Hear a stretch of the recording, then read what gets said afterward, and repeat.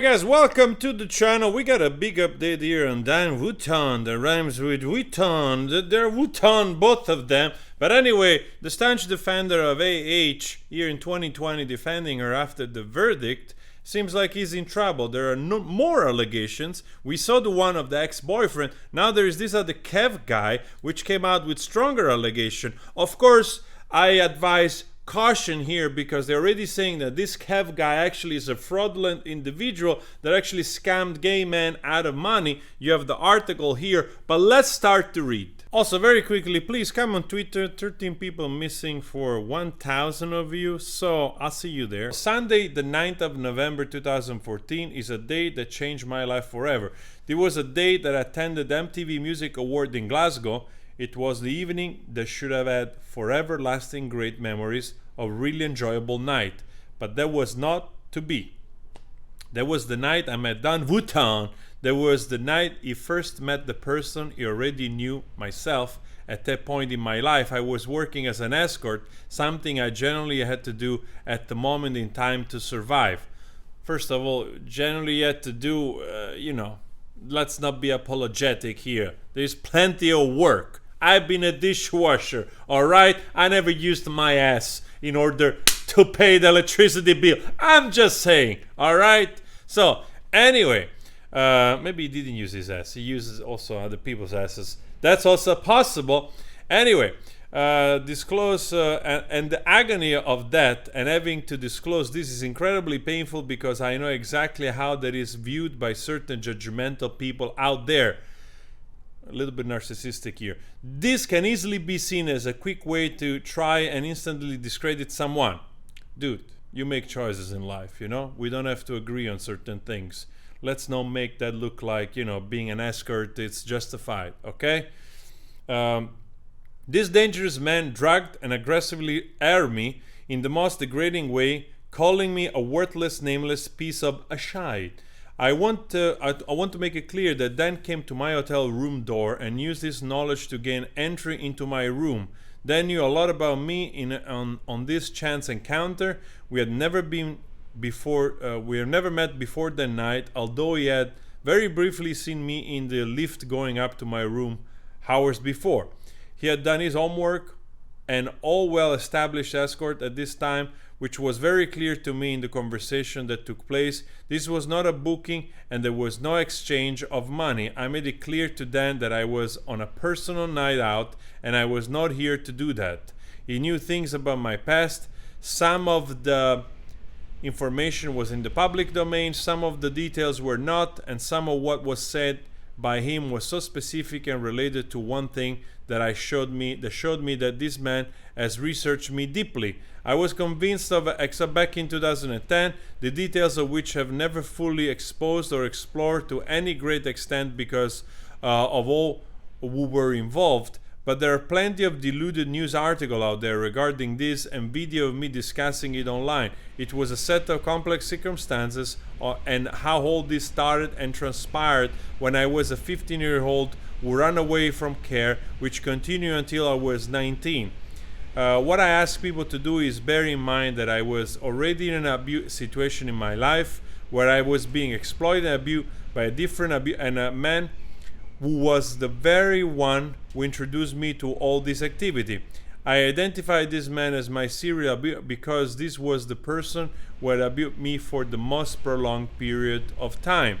The reason I mention all of this is because it's entirely irrelevant that Dan and I were talking about that night, and most importantly, I was threatened by an unknown individual the next day by someone clearly working on the behalf of Dan, who called me to make it clear to me that I better never speak out on what happened to me. There is no doubt in my mind that Dan viewed me as a fair game target that night and saw me as a prey because of all that it's mentioned.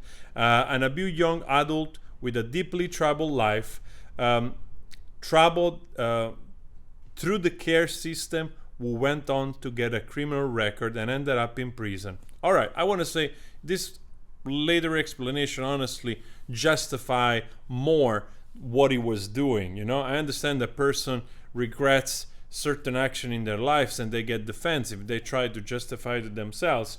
But of course, if you keep in mind that probably the young man, the teenager, was abused by the same person that introduced him to that type of lifestyle, it's obvious that he has had a troubled upbringing, which does not surprise me that he ended up doing those things and he ended up in jail.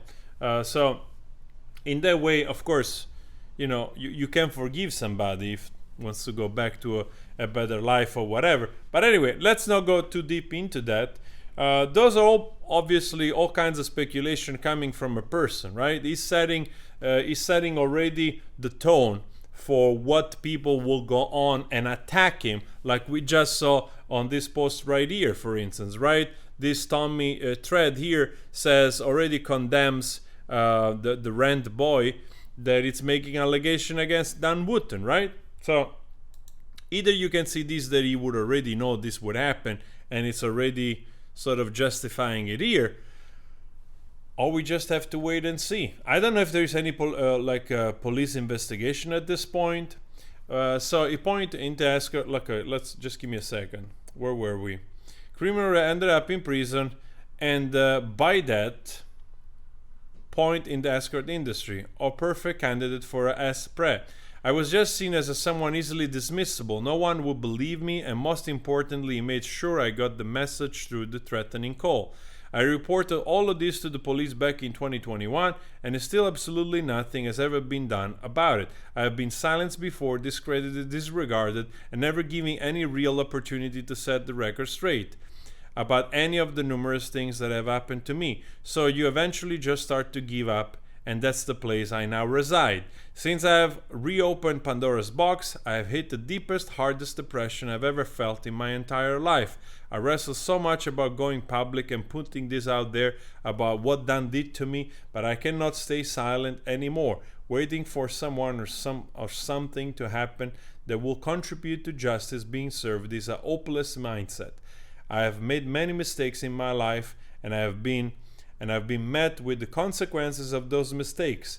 It's about time that the people who actually did me wrong were held responsible as well, or at the very least that information is widely known. So the overall message I want people to take away when reading this: I will not be held hostage by what Dan Wooton did to me or my past that he blatantly used against me to keep this buried. I just want the truth out there once and for all. This is not some kind of a tell-all. My life is deeply complex, and the details covered here are important for people to know, so they can understand some of the context and how this complex spider web around me has had me debilitated for so long. Finally, I'm telling it exactly like it is. This is a first-hand account, and it's my words, and I just refuse to make it secret my secret.